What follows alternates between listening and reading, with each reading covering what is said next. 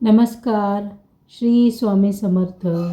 मी गायत्री आपल्या सर्वांचे स्वागत करते भक्ती आणि भोजन या चॅनलवरती. आशा करते की आपण सर्वजण स्वस्त आहात आणि मस्त आहात. आजच्या या पवित्र क्षणी आपण एकत्र आलो आहोत गणेश जयंतीच्या दिव्य स्मरणासाठी. ही कथा नाही, हा उत्सव नाही, ही आहे बुद्धीची जयंती, विवेकाची जयंती आणि अंतर्मुख होण्याची जयंती. आज आपण गणेशाला फक्त पूजणार नाही तर समजून घेण्याच्या प्रवासात निघणार आहोत. शांत बसा, मन स्थिर करा आणि या भक्तिमय प्रवासात आमच्यासोबत चला. ओम गंग गणपते नमः. आज आपण साजरी करत असलेली गणेश जयंती ही केवळ एका देवतेचा जन्मदिवस नाही, ही आहे बुद्धीची जयंती, विवेकाची जयंती आणि अंतर्मुख होण्याची जयंती. आजचा दिवस आपल्याला बाहेरून आत घेऊन जाणारा दिवस आहे. कारण गणेश तो बाहेर बसलेला देव नाही, तो आहे आपल्या विचाराच्या उंबरठ्यावर उभा असलेला मार्गदर्शक. आपण देवाला नेहमी बाहेर शोधतो, कधी मंदिरात, कधी मूर्तीत, तर कधी आकाशात. पण गणेश आपल्याला थांबवतो आणि हळूच म्हणतो, एकदा स्वतःकडे पहा.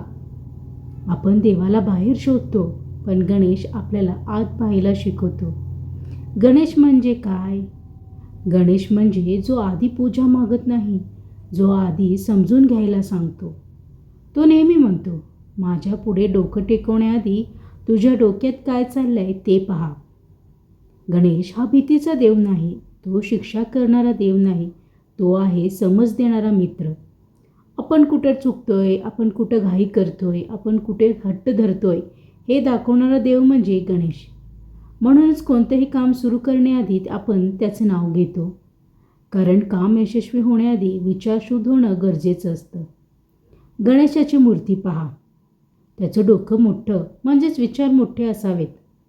त्याचे कान म्हणजे जास्त ऐकावं आणि कमी बोलावं.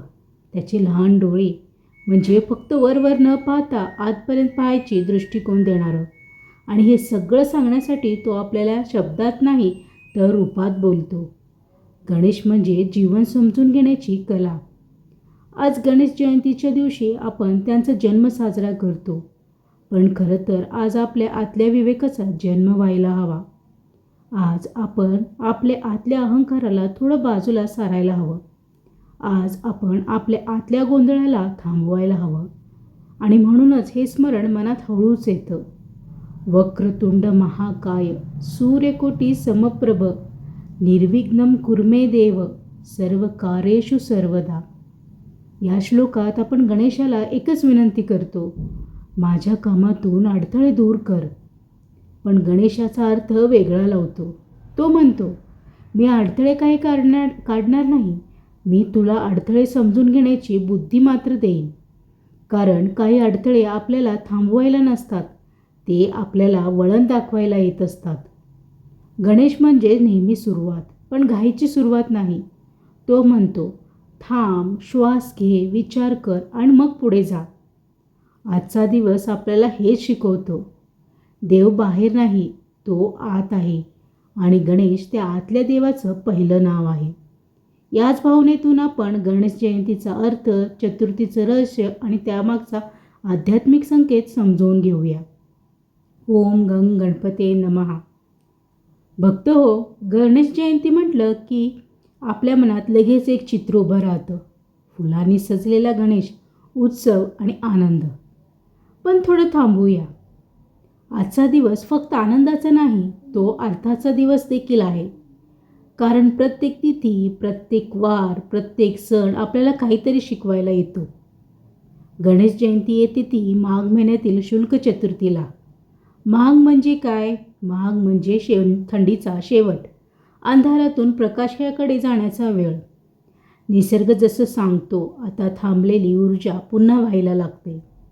आणि अशा वेळी येते गणेश जयंती, म्हणजे अंतर्मुखानंतरची सुरुवात. आता चतुर्थी म्हणजे काय? चतुर्थी म्हणजे 4. ते फक्त आकडं नाही, हा आहे एक संकेत. 4 म्हणजे काय? 4 दिशा, 4 अवस्था, 4 पायऱ्या आणि 4 अडथळे. आणि या चौथ्या टप्प्यावर आपण माणूस म्हणून थांबतो. कारण पहिली अवस्था असते विचाराची, दुसरी असते इच्छाची, तिसरी असते कृती करण्याची आणि चौथी असते परिणामाची. चतुर्थी म्हणजे परिणाम पाहण्याचा वेळ. म्हणूनच गणेश चतुर्थीला आपण गणेशाचं स्मरण करतो. कारण परिणाम हातात नसतो, पण विवेक आपल्या हातात असतो. गणेश चतुर्थी आपल्याला सांगते, जे करायचं आहे ते करा, पण समजून घेऊन. 4 वेद, 4 आश्रम, 4 पुरुषार्थ आणि या सर्वांचं संतुलन राखणारा गणेश. तो कुठल्याही एका टोकाला नाही, तो मध्यात आहे. म्हणूनही त्याचं रूपही पूर्ण गोल, समतोल. गणेश जयंती म्हणजे समतोलाची जयंती. लोक विचारतात, गणेश जयंती आणि गणेश चतुर्थी वेगळी का? उत्तर मात्र साधं आहे. गणेश चतुर्थी हा उत्सव आहे आणि गणेश जयंती हे चिंतन आहे. उत्सवात आपण बाहेर जातो आणि जयंतीत आपण आपले आत डोकवतो. उत्सवात आवाज असतो आणि जयंतीत मात्र मौन असते. आजचा दिवस आपल्याला विचारतो, तू खरंच तयार आहेस का नवीन सुरुवातीसाठी? कारण गणेश नवीन सुरुवात शिकवतो, पण त्याआधी जुनी गाठ सोडायला सांगतो. अगजानन पद्मार्क गजानन महिर्षणम अनेकदंत भक्तानाम एकदंतमुपास्महे.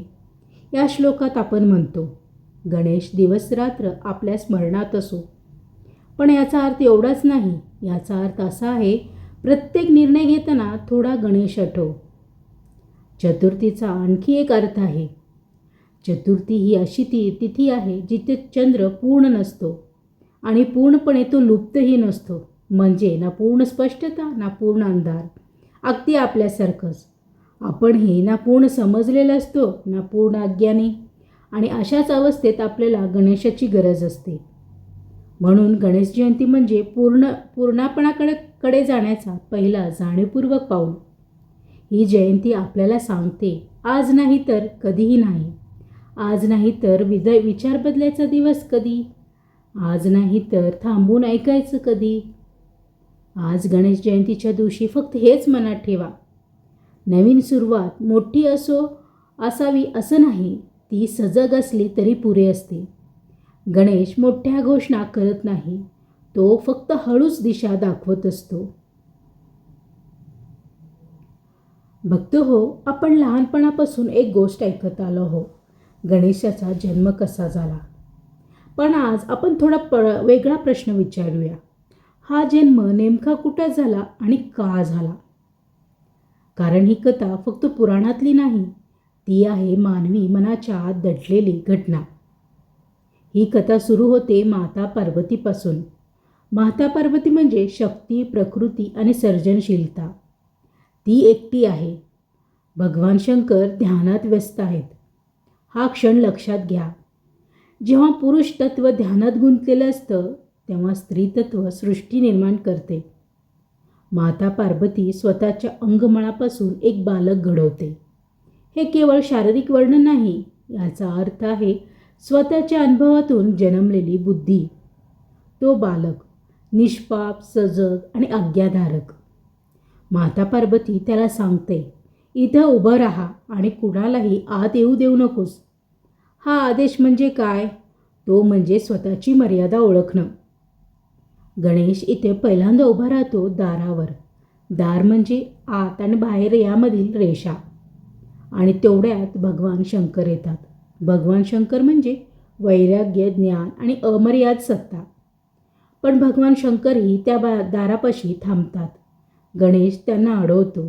ही गोष्ट बाहेरून पाहिली तर संघर्ष वाटतो, पण आतून पाहिली तर ही आहे जुना अहंकार आणि नव्या विवेकामधील भेट.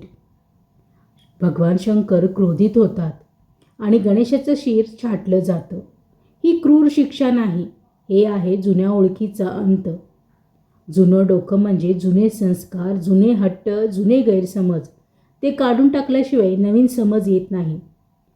माता पार्वतीचा आक्रोश म्हणजे शक्तीचं असंतुलन. तेव्हा भगवान शंकर म्हणतात, या बालकाला मी पुन्हा जिवंत करीन. पण कसं? जे पहिलं शिर मिळेल ते लावा.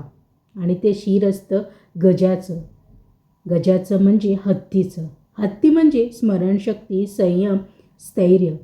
हत्ती कधीही विसरत नाही, म्हणजेच नवीन बुद्धी, अनुभव विसरत नाही. गजाननं भूतागणादि सेवितं कपितजम्बफूलचारुम भक्षणम् उमासुतं शोकविनाशकारकं नमामि विघ्नेश्वरं पादपंकजम. या श्लोकात आपण फक्त गणेशाचं वर्णन करत नाही, आपण सांगतो तो शोक नष्ट करणारा आहे. पण तो शोक कसा नष्ट करतो? तो आपल्याला सांगतो, तू जे धरून बसलास ना ते सोडव. गणेशाला गजमुख दिल्यानंतर तो पूर्वीसारखा राहत नाही, तो बनतो विघ्नेश्वर. लक्षात ठेवा, विघ्नहर्ता म्हणजे जो अडथळे काढून टाकतो असा नाही, तो आहे जो अडथळ्यांना अर्थ समजवतो. काही अडथळे आपल्याला पुढे जाण्यापासून वाचवतात. गणेशाच्या हातात असलेली कुऱ्हाड ती तोडते बंधन, हातात असलेले पाश ती दाखवती मर्यादा, मोदक तो सांगतो समाधान. हे सगळं बाहेरचं नाही, हे सगळं आपल्या आत घडतं. गणेश जन्मकथा आपल्याला हेच शिकवते. नवीन जन्मासाठी कधीकधी जुनं मरण आवश्यक असतं. आपण सगळे त्या दारापाशी उभे आहोत जिथे गणेश उभा होता. आत जायचं आहे, पण आत जाण्याआधी डोकं बदलायला लागतं. डोकं गेलं म्हणून तो संपला नाही, उलट तो समजूतदार झाला.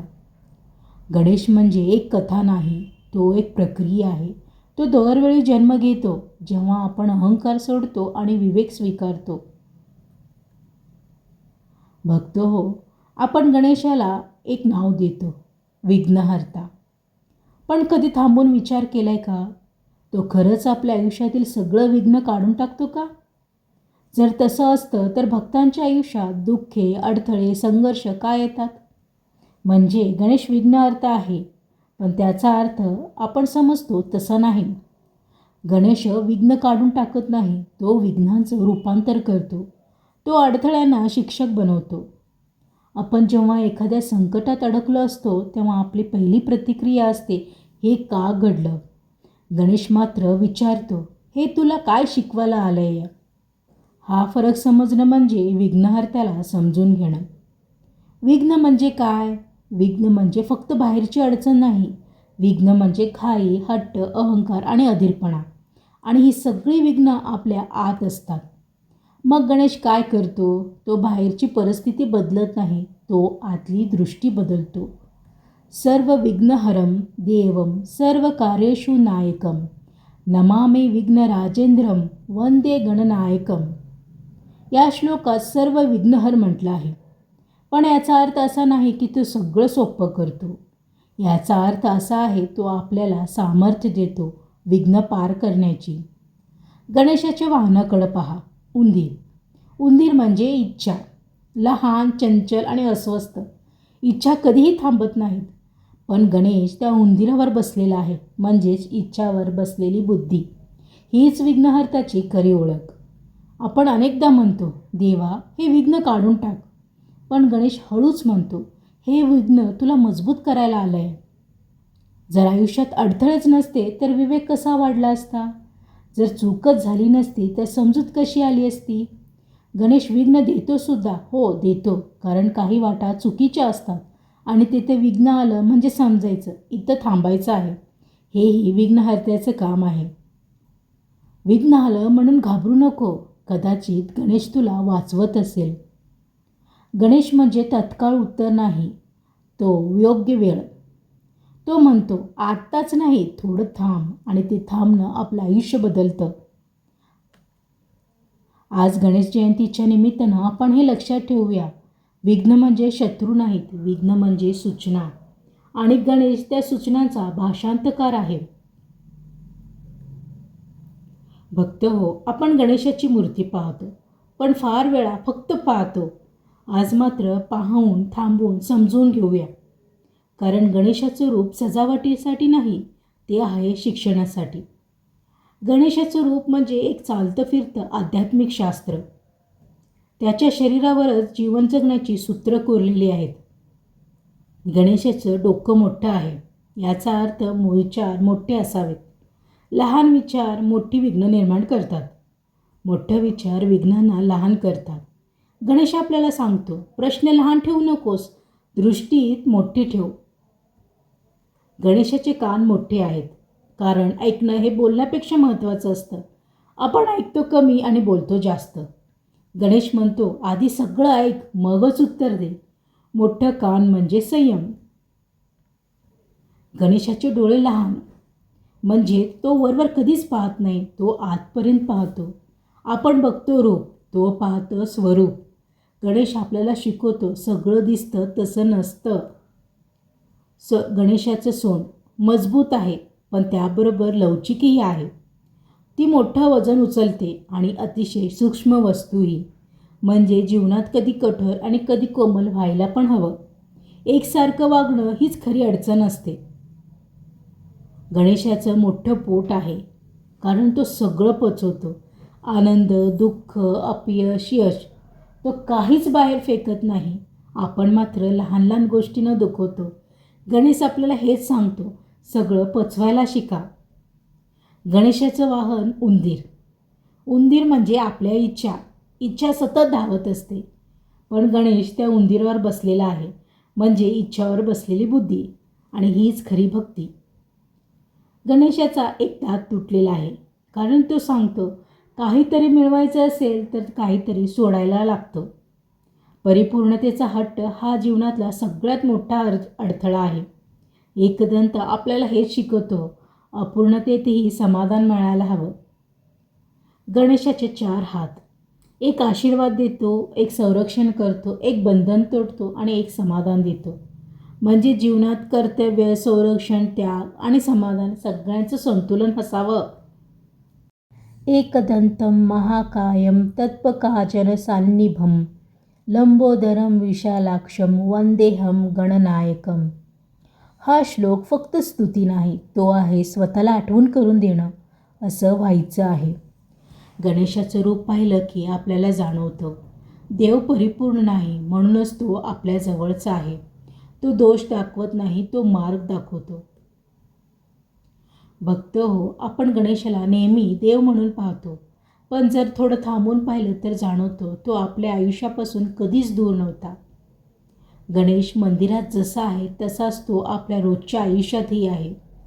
जेव्हा आपण पहिला निर्णय घेतो तेव्हा गणेश असतो. जेव्हा आपण दुसऱ्यांदा विचार करतो तेव्हाही गणेश असतो, कारण गणेश म्हणजे विवेक. आपण जेव्हा घाईघाईनं निर्णय घेतो तेव्हा चुकतो. गणेश मात्र कधी घाई करत नाही. तो म्हणतो, थांब, सगळ्या बाजूंनी पहा. म्हणूनच महत्त्वाचा निर्णय घेण्याआधी गणेशाचं नाव घेतलं जातं. राग, अस्वस्थता, चिडचिड यावेळी गणेश आपल्याला एक गोष्ट आठवण करून देतो. गणेशाचं पोट म्हणजे सगळं पचवण्याची ताकद. तो म्हणतो, प्रतिक्रिया देऊ नकोस, फक्त समजून घे. आपण जेव्हा स्वतःलाच मोठं समजू लागतो तेव्हा अडखळतो. गणेशाचं तुटलेलं दात आपल्याला हेच सांगतं, सोडणं शिक. सगळं स्वतःकडे ठेवायचा हट्ट हा मोठा अडथळा असतो जीवनातला. अडचण आली की आपण विचारतो, देव कुठे आहे? पण गणेश मात्र तेथेच उभा असतो. तो अडचण काढून टाकत नाही, तो फक्त मार्ग दाखवतो. कधी थांबायला सांगतो तर कधी वळायला. आपल्या इच्छा कधीच थांबत नाही. त्या इच्छा उंदीराप्रमाणे धावतं आणि मनही त्याप्रमाणे धावतं. पण गणेश त्या मंदिरावर बसलेला आहे, म्हणजे इच्छावर बसलेली बुद्धी. आणि हीच दृष्टिकोन आपल्याला गणेश देतो. इच्छा वाईट नाहीत, पण अनियंत्रित इच्छा वाईट असतात. ओम गंग गणपते नमः. आपल्या नात्यांमध्येही कधीकधी विघ्न येतात. तेव्हा गणेश आपल्याला सांगतो, मोठे कान ठेव आणि जास्त ऐक. लहान डोळे ठेव आणि सूक्ष्म पहा. लवचिक सोंड ठेव, वेळेनुसार वाग त्या नात्यात. अपयश म्हणजे कधीही अंत नसतो, ते फक्त बदलाचं आमंत्रण असतं. गणेश नेहमी म्हणतो, तुझा मार्ग चुकलाय, तू नाही चुकलास. ही दृष्टी मिळाली की अपयशसुद्धा शिक्षक बनतं. तो पुढा जात नाही, तो सोबत चालतो. गणेश म्हणजे मोठा चमत्कार करणारा देव नाही, तो आहे लहान लहान निर्णयामध्ये योग्य दिशा देणारा मित्र. आज गणेश जयंतीच्या निमित्तानं फक्त हेच लक्षात ठेवा, देवाला शोधायची गरज नाही, तो आपल्या विचारातच आहे. आणि त्या विचारांना शांत ठेवणारा देव म्हणजे गणेश. भक्त हो, गणेश जयंती हा दिवस फक्त एक परंपरा नाही, हा आहे स्वतःकडे पाहण्याचा दिवस. कारण गणेश जयंती आपल्याला प्रश्न विचारायला लावते, तू खरंच जागा आहेस का? गणेश कोणताही मोठा आदेश देत नाही, तो हळूच संकेत देतो. ते संकेत जीवन बदलून टाकतात. आजचं जग सतत धावत आहे, पण गणेश सुरुवातीलाच थांबवायला सांगतो. थांबणं म्हणजे मागे जाणं नाही, ते फक्त दिशा तपासणं. जो थांबू शकतो तोच योग्य दिशेने पुढे जाऊ शकतो. गणेशाचं मोठं डोकं अहंकाराचं नाही, ते नम्रतेचं प्रतीक आहे. तो म्हणतो, मी मोठा आहे म्हणून वागतो. जो वागतो तो तुटत नाही. गणेश जयंती मोठ्या आवाजाचा सण नाही, तो मौनाचा दिवस आहे. कारण उत्तर आवाजात नाही, ते शांततेत असतं. गणेश म्हणजे बुद्धी. तो आपल्याला सांगतो, भावनेनं नाही तर विवेकानं निर्णय घे. भावना क्षणिक असतात, विवेक शाश्वत असते. इच्छा वाईट नाहीत, पण तिचं राज्य नेहमी वाईट असतं. उंदीरावर बसलेला गणेश आपल्याला हे शिकवतो, इच्छा नेहमी पायाखाली ठेवावं आणि बुद्धी डोक्यावर ठेवावं. ओम गंग गणपते नमः. गणेशाचं मोठं पोट आपल्याला सगळं स्वीकारायचं शिक्षण देतं. स्वीकार केला की संघर्ष आपोआप संपतो. गणेश कधीही घाई करत नाही, तो योग्य क्षणाची वाट पाहत असतो. कारण योग्य क्षणाला केलेली कृती विघ्न बनत नाहीत. एकदंता गणेश आपल्याला एवढंच सांगतो, परिपूर्ण व्हायचं, हट्ट सोडायचं. अपूर्णतेतही कधीकधी सौंदर्य असतं. तो बदलत नाही, तो समज वाढवतो. आज गणेश जयंतीच्या दिवशी आपण मोठ्या अपेक्षा ठेवू नयेत. फक्त एक गोष्ट मागावी, ती म्हणजे सजगता. कारण सजग मनालाच गणेश दिसतो. आता काही बोलायचीच गरज नाही. फक्त बसूया आणि जाणवूया. डोळे अलगद मिटा, श्वास घ्या आणि सोडा. जसं श्वास आत येतो तसं मनसुद्धा आत वळू द्या. आज आपण गणेशाबद्दल खूप काही ऐकलं, पण आता त्याला ऐकायची वेळ आली आहे. मनाच्या पडद्यावर एक शांत प्रकाश दिसू द्या. त्या प्रकाशात हळूहळू एक रूप आकार घेतं. ते रूप भव्य नाही, ते शांत आहे. ते आहे गणेश.